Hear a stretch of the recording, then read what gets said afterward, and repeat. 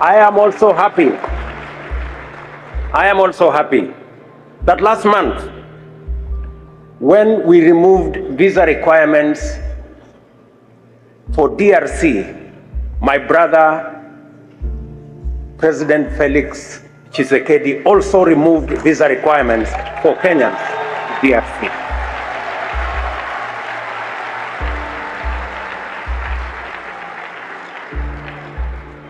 Let me urge us that we need greater collaboration.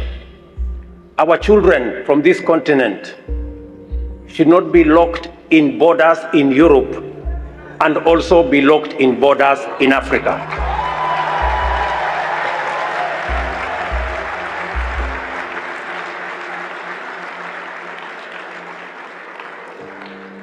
Because of climate change, Africa this time round is not just a victim.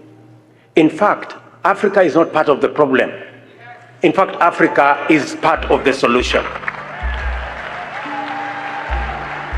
We are part of the solution because, number one, we have the largest 40% of all renewable energy resources globally is in our continent.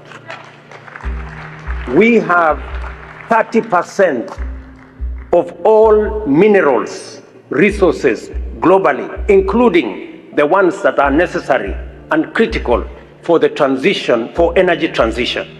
Number three, we have 60% of the world's arable uncultivated land with smart agriculture. We can feed not just ourselves, but we can feed the globe.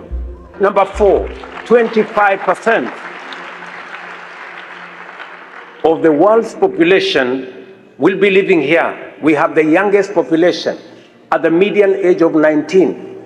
40% of the world's workforce will be from this continent by 2100. And let me say this, we have the natural resources, including the carbon sinks, and therefore we are the continent that's going to provide the solution for climate change and the existential threat that the world faces. But we will not make progress unless we act in concert, unless we work together, unless we build the Africa Union as a fit-for-purpose vehicle to carry the aspirations of all our young people in this continent and everybody in this continent.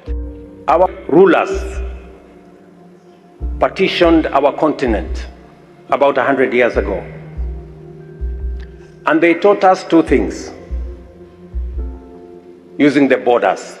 They taught us about tariffs, and they taught us about visas. Now,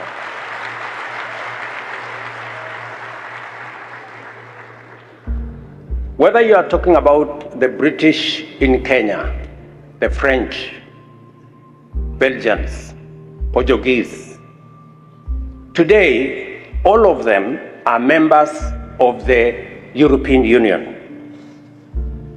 27 countries. They don't have tariffs. They don't have tariffs amongst themselves, and they don't have visas. The only people left with tariffs and visas is us.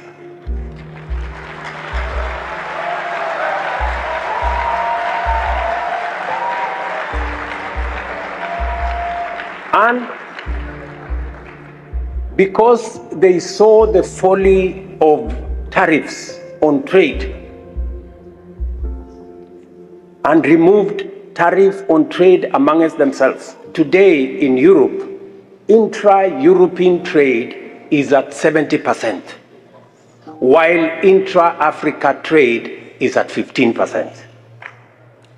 Good people, it is the reason why we must accelerate the Africa Continental Free Trade Area.